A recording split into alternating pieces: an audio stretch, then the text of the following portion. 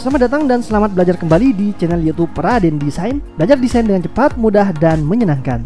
Oke, sekarang kita lanjut di tutorial Adobe Photoshop part yang ke-12. Kita masih bicara tentang layar, teman-teman. Sebenarnya saya bingung sih. Layar itu kalau dijelaskan dari A sampai Z itu panjang banget. Makanya saya jelaskan semua langsung selesai atau dipotong-potong gitu. Saya bingung sih.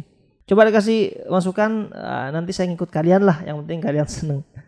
Untuk sementara di video ini saya bahas yang layer di bagian atas ini.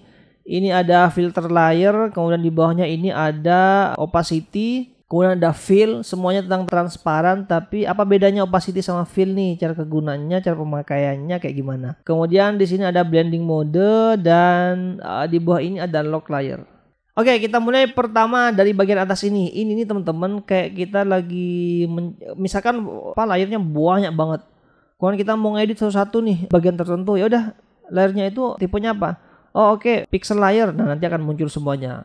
Atau yang adjustment layer nanti akan muncul juga. Saya nggak pakai di layar ini jadi nggak muncul. Atau teks. Ya udah, berarti tiga ini semuanya muncul. Kalau salah satu aja gimana, Bang? Ya udah, yang lainnya jangan diaktifkan. Misalkan teks aja, ya udah teks aja yang muncul. Nanti teks tertentu bisa teman-teman edit teksnya gitu. Ini manfaat banget buat yang ilustrator atau yang gambar pakai Adobe Photoshop, itu kan layernya banyak banget kan. Nanti bisa menyesuaikan dengan menggunakan tools yang ada di sini. Oke, itu untuk filter layer ya. Ini ada pixel, kemudian ini ada adjustment, ada text, ada shape, kemudian ini ada smart object. Nanti yang dipilih di sini itu yang akan muncul di sini. Oke.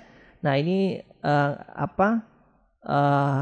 tanda aktif enggaknya. Kalau merah ini berarti ada yang aktif salah satu. Kalau kita nggak aktifin semuanya, tanda merahnya ini nggak ada. Oke. Lanjut di bawahnya opacity sama fill, apa bedanya, Bang? Nah, bedanya teman-teman, ini saya contohkan ya. Opacity ini itu mentransparan semua objeknya. Nih contohnya nih. Saya geser, ini ada teks yang mempunyai outline atau stroke warna hitam.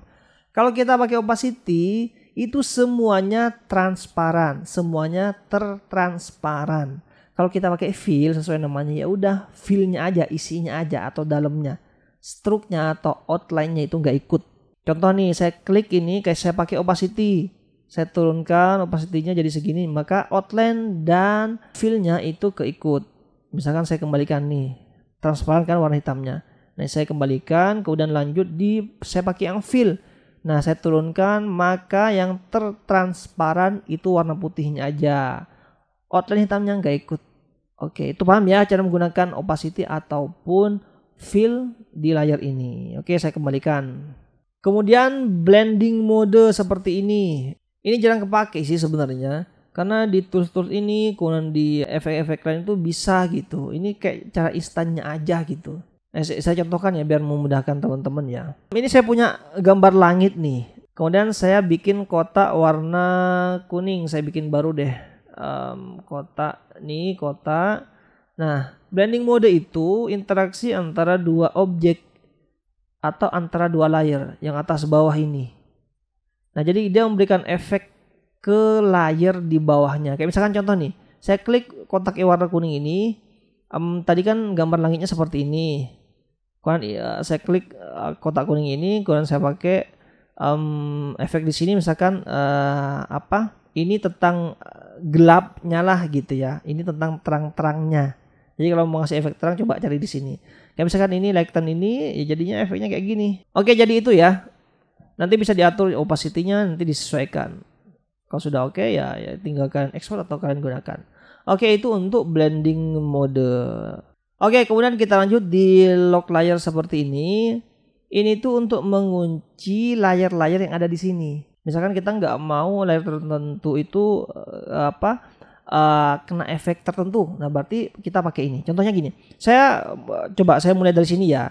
Ini lock transparent pixel. Jadi misalkan saya bikin layar baru nih. Nah, layar ini mau saya kunci nih, jangan diapa-apain dulu. Nanti habis saya ngedit yang lain baru saya mau ngedit yang ini. Nih, misalkan saya kunci nih, di lock ini saya klik ini, dia terkunci. Nah, misalkan saya kasih warna nih. Saya kasih warna kuning. Dia diklik ya nggak bisa. Nah, kalau kita buka kuncinya, kemudian kita klik, baru dia bisa diwarnai. Oke, itu ya. Kemudian lanjut, ini lock image pixel. Nah, dia nggak bisa diapa-apain tuh. Mau kita klik nggak bisa, kita brush juga nggak bisa. Dia malah muncul layar baru. Jadi ini nggak bisa diapa-apain gitu ya. Oke, kemudian lanjut, ini posisinya ini sesuai dengan sesuai dengan namanya ya. Kita bisa gambar, bisa bisa menghapus, tapi tidak bisa kita pindah-pindahkan posisinya. Malah objek yang lain yang kepindah. Oke, kemudian ini ada terakhir nih untuk ngunci layar teman-teman. Itu bisa kita menggunakan ini nih link layer. Jadi ada icon rantai di bawah. Oke, contohnya teman-teman, ini ada dua objek nih. Objek satu yang ini. Kemudian ini saya pindah dulu deh biar mudah. Oke, objek satu yang foto ini. Kemudian objek 2 yang teks yang ini di bawahnya. Nah ini kalau biar saya pindah-pindah nih, karena dia kan jadi efek outline-nya tulisan ini yang warna putih ini.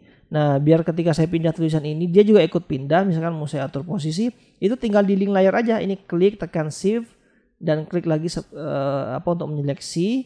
Dua-duanya terseleksi nih, tinggal kita link layar tuh. Pas kita geser-geser, dia dua-duanya keikut teman-teman. Itu ya. Nah kalau caranya buka gimana bang? Ya tinggal diklik lagi icon rantainya ini. Sudah ada jadi sendiri-sendiri. Seperti ini. Oke, sementara itu dulu teman-teman ya. Untuk part yang ke-12 ini kita lanjut di tutorial Adobe Photoshop part yang ke-13. Semangat belajar, semua itu bisa karena terbiasa. Jadi jangan pernah berhenti untuk belajar dan berkarya. Wassalamualaikum warahmatullahi wabarakatuh.